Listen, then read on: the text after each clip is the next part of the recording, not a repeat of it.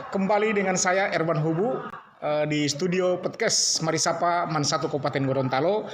Bersama saya hadir narasumber dari tim pengembang kurikulum Provinsi Gorontalo, Bapak Dr. Rimbau dan Bapak Ringo.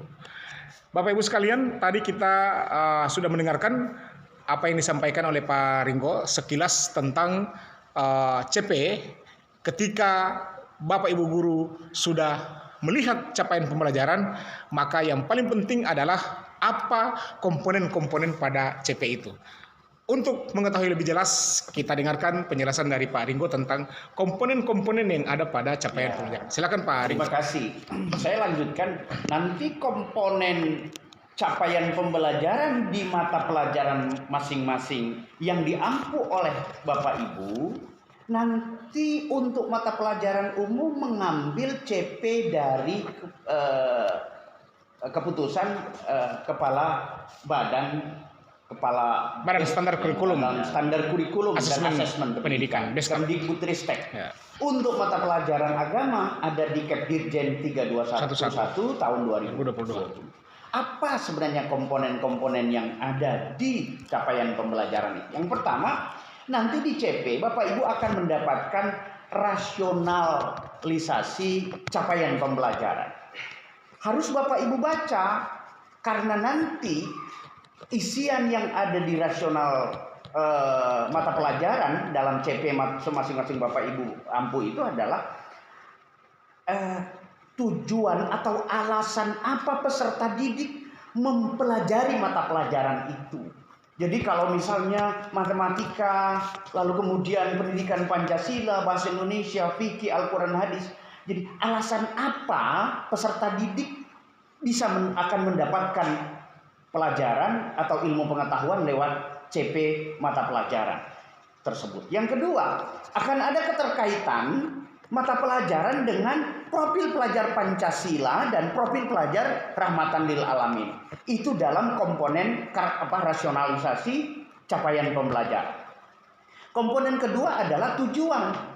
Tujuan yang dimaksud adalah kemampuan apa yang harus dimiliki oleh peserta didik dalam mata pelajaran yang Bapak Ibu akan ajarkan di masing-masing fase. Komponen ketiga adalah karakteristik. Nanti masing-masing mata pelajaran ada masing-masing karakteristik. Jadi kalau misalnya ada mata pelajaran PAI dan bahasa Arab, ada karakteristik masing-masing dalam CP yang Bapak Ibu akan ambil dari masing-masing sumber yang sudah disampaikan lebih awal tadi. Yang berikutnya adalah capaian pembelajaran secara keseluruhan. Nanti Bapak Ibu tidak boleh mengambil CP dari CP yang ada kolom elemen, lalu ada kolom deskripsi. Itu capaian pembelajaran yang mengulas tentang capaian pembelajaran keseluruhan. Itu komponen yang keempat. Komponen yang kelima adalah komponen capaian pembelajaran yang menuangkan elemen masing-masing mata pelajaran. Nanti di sana akan ada elemen-elemen. Jadi misalnya mata pelajaran bahasa Indonesia ada 4 elemen kalau tidak salah. Ada elemen berbicara, ada elemen membaca, ada elemen menulis, ada elemen mempresentasikan yang mungkin boleh jadi di masing-masing mata pelajaran, baik bahasa Indonesia, bahasa Inggris, bahasa Arab, akan Bapak Ibu temukan elemen-elemen bahasa itu tadi yang saya sampaikan.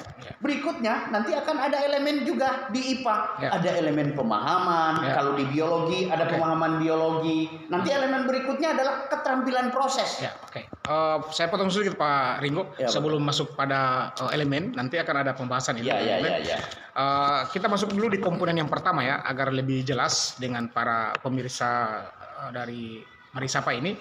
Tentang yang pertama ini rasionalisasi mata pelajaran. Ini kan di sini menggambarkan alasan apa ya peserta didik mengikuti pelajaran itu. Nah, mengetahui jelas alasan ini di mana? Alurnya bagaimana? Apakah guru harus melakukan dulu identifikasi lebih awal ke siswa sehingga dia bisa merealisasi mata pelajaran pada analisis CP ini? Kira-kira gimana Pak? Ya, terima kasih.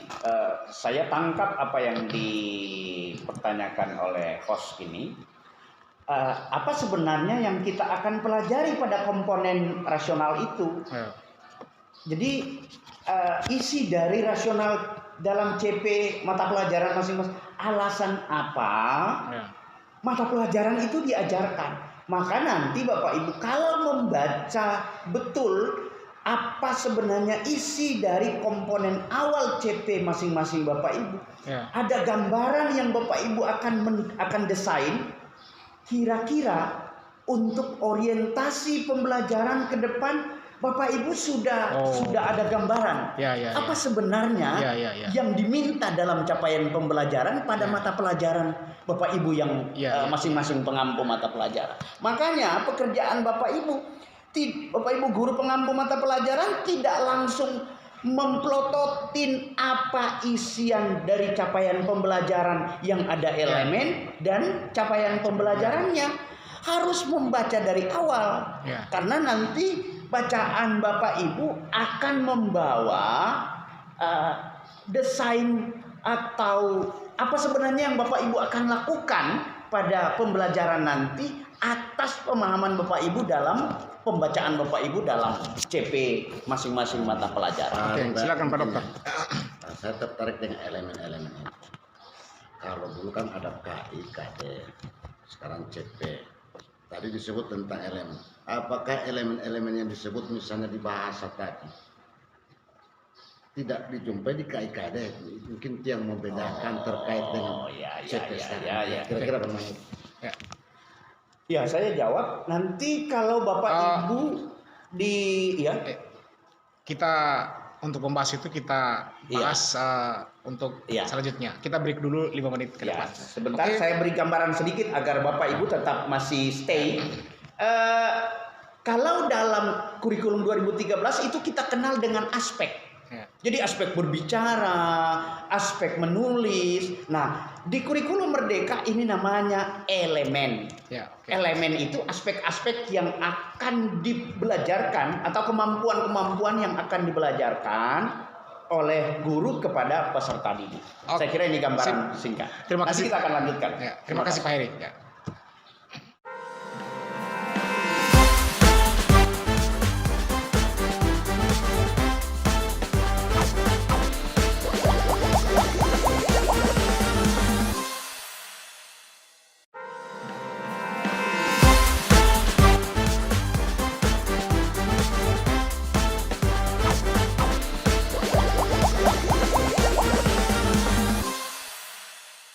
Ya, masih dengan opini, obrolan pendidikan terkini di studio podcast Marisapa Man 1 Kabupaten Gorontalo. Saya Erman Hubu menyapa Bapak Ibu semua dan bersama kedua narasumber kita, Bapak Dr. Ribau Ketua TPK Provinsi dan Bapak Ringo, narasumber kurikulum Merdeka di Kementerian Agama Provinsi Gorontalo. Oke, pembahasan tadi sampai pada perbedaan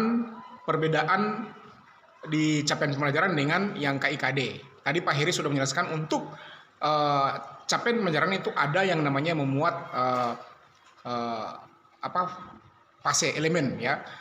Kemudian di kurikulum 2013 yang KIKD tadi itu memuat beberapa aspek. Tadi Pak Heri sudah menguraikan sedikit tentang aspek-aspek tersebut. Ya.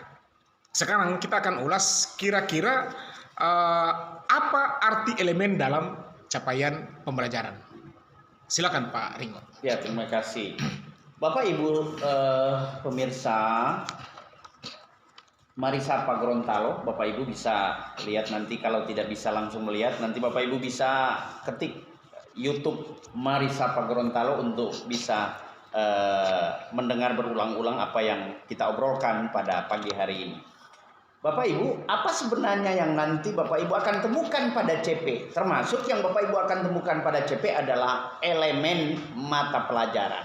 Nanti pada elemen mata pelajaran itu, kalau dalam K13, kurikulum 2013 itu aspek. Jadi aspek yang dimaksud atau elemen yang dimaksud itu adalah kompetensi atau pengetahuan tentang mata pelajaran yang berhubungan dengan misalnya elemen geometri pada mata pelajaran matematika, elemen aljabar, elemen bilangan. Jadi misalnya kalau Bapak Ibu akan mempelajari bilangan pada elemen mata pelajaran matematika, akan ada materi tentang bilangan pada CP masing-masing Bapak Ibu. Bagaimana yang di mata pelajaran agama? Nanti di pelajaran agama di PAI untuk madrasah, di pelajaran misalnya Al-Quran hadis, nanti akan ada aspek atau elemen yang akan Bapak Ibu temukan tentang elemen ilmu tajwid, elemen Al-Quran, elemen hadis. Apa yang akan dipelajari oleh peserta didik untuk elemen Al-Quran? Peserta didik akan belajar tentang Al-Quran secara keseluruhan. Dari mulai pengertian, lalu kemudian nama-nama lain Al-Quran, kedudukan, kodifikasi, dan kemukjizatan, sampai pada PASEF itu belajar tentang bagaimana mencari kandungan ayat di masing-masing surah atau ayat yang sudah ditetapkan di capaian pembelajaran mata pelajaran itu. Jadi elemen ini akan meminta Bapak Ibu untuk bagaimana masing-masing elemen ini harus dicapai oleh peserta didik dari berbagai macam aspek atau elemen di mata pelajaran. Diingatkan untuk mata pelajaran agama tidak mengambil CP Mapel PAI pada keputusan kepala Beskap itu, karena yang di sana hanya PAI dan budi pekerti. Nanti mata pelajaran SD, SMP, SMA untuk mapel agama dan budi pekerti CP-nya ada di sana. Karena ada beberapa yang bertanya, Pak, CP kita ada di mapel umum? Tidak, karena di sana nanti ada mata pelajaran PAI dan budi pekerti. Elemennya apa? Elemen sejarah, elemen fikih, elemen Al-Quran, elemen hadis, dan bahasa Arab dan seterusnya. Itu untuk yang di Kepdirjen itu, Pak. Anda itu elemen itu di kepala di Beskap tadi. Beskap tadi yang mapel PAI dan budi pekerti. Nah, tetapi mata pelajaran khusus madrasah untuk PAI dan bahasa Arab mengambil CP-nya dari Kepdirjen 3211 tahun 2022. Ini perlu diingatkan karena ada yang sudah menyusun TP-nya, ternyata TP yang disusun itu mengambil CP dari Beskap. Padahal kita punya CP dari Kementerian Agama untuk mata pelajaran PAI dan bahasa Arab. Oke, itu menjadi catatan kita Bapak Ibu ya. Bagaimana kita untuk mengambil CP itu harus yang mapel agama untuk madrasah itu ada pada Kepdirjen Pendis nomor 3211 tahun 2022. Dicatat dengan baik dan disimpan kalau perlu di print out Bapak Ibu. Ya, mungkin ada tambahan dari Pak Dr. Romi? Mungkin ini ada yang menarik sama saya terkait dengan istilah elemen. Saya teringat dengan kalau dulu namanya penilaian, sekarang asesmen. Tadi yang baru saya dengar ada elemen, itulah aspek juga itu. Apa ini hanya istilah atau ada hal-hal yang membedakan antara aspek dengan elemen itu? Apa yang membedakan yang paling kira-kira itu seperti apa? Ya, sebenarnya kalau di kurikulum 2013, kalau kita membaca KIKD, ada aspek. Macam di bahasa Indonesia, ada aspek berbicara. Ya, saya itu khawatirnya cuma hanya diganti nama istilah aspek dan dengan elemen. Tidak. Tidak. Nah, nanti di kurikulum Merdeka untuk bahasa Indonesia nyaris sama. Karena aspek yang pada kurikulum 2013 itu ada aspek berbicara, menulis, membaca. Nah, untuk mata pelajaran tertentu, mata pelajaran lain di kurikulum 2013 ini tidak terdetil seperti sekarang yang punya elemen. Jadi misalnya geometri, aljabar, dan kalkulus untuk mata pelajaran matematika itu memang sudah teridentifikasi Identifikasi. dan terklasifikasi. Seperti matematika itu ada elemen bilangan, Yes. ada elemen aljabar, Ya. ada elemen pengukuran data peluang. Ya, Gitu ya. itu. Sudah lebih mendalam lagi. Ya, nanti Bapak Ibu akan membagi elemen yang ada di mata pelajaran Bapak Ibu. Misalnya satu mata pelajaran ada 3 elemen. Untuk satu fase pada fase D misalnya, Ya. untuk MTS, Ya. nanti 3 elemen itu harus akan dibagi ke 3 tahun pembelajaran. Ya. Misalnya matematika untuk elemen bilangan, mana mata pelajaran, mana materi untuk elemen bilangan diajarkan di kelas 7, diajarkan di kelas 8, diajarkan di kelas 9. Ya, ya, ya. Saya potong dulu ya. Mungkin supaya kita tahu semua di CP tadi ada elemen ini. Apakah itu semua harus diambil atau kita hanya memilih? Bolehkah seperti itu? Kita kembali ke pengertian CP. Ya. Capaian pembelajaran itu adalah kompetensi Yes. atau kemampuan yang harus dicapai oleh peserta didik pada setiap fase. Jadi fase fondasi itu RA, PAUD, lalu nanti fase A itu Pendidikan kelas dasar. ya 1 2, fase B 3 4, fase C 5 6 sampai pada fase F kelas 11 12. Jadi apakah pertanyaannya, apakah CP itu harus diselesaikan oleh mata pelajaran masing-masing? Jawabannya adalah ya, karena itu adalah kompetensi atau kemampuan yang harus dicapai oleh peserta didik. Memang Bapak Ibu jangan terjebak dengan istilah fase yang ada di masing-masing jenjang ya, karena memang sekali lagi ternyata beberapa alasan termasuk kenapa ada istilah fase dalam kurikulum merdeka, karena yang mendesain atau menyusun memformat kurikulum merdeka ini salah satunya yang mendesainnya adalah para psikolog, sehingganya ada istilah-istilah fase. Sekali lagi fase, jangan kita terjebak. Ada yang kelas 7, lalu pertanyaannya kelas 8, dia sudah selesai pembelajarannya per fase. Satu fase itu sudah selesai di kelas 8, lalu dia sudah bisa menerima ijazah. Tidak.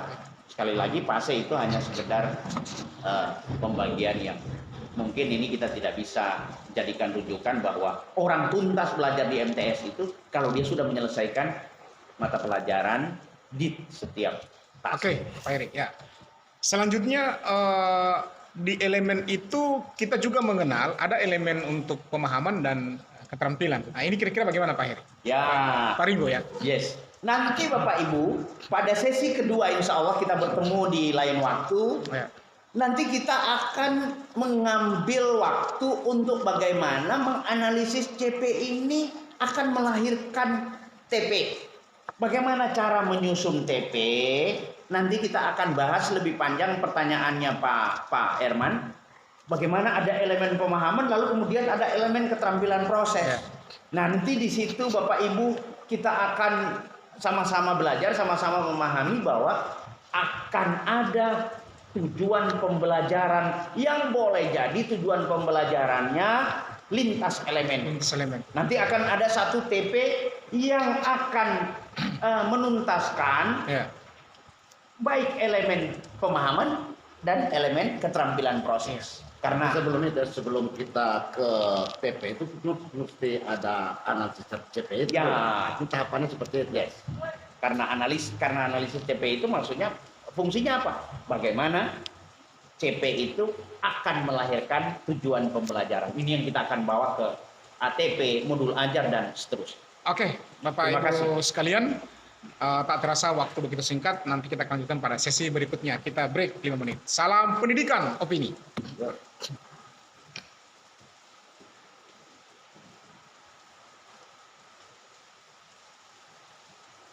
Ya, sebelum kita mengakhiri sesi ini, kita minum kopi dulu bersama Pak Ringo. Oh iya. Sebagai ciri khas dari opini. Seruput kopi opini. Mantap. Mantap. Ya, obrolan pendidikan terkini. Jadi saya mengucapkan terima kasih Pak Eman, Pak Ringo sebagai tim dalam CPKM. Insya Allah kita akan bertemu di pertemuan-pertemuan akan datang. Ya, demikian. Salam pendidikan opini.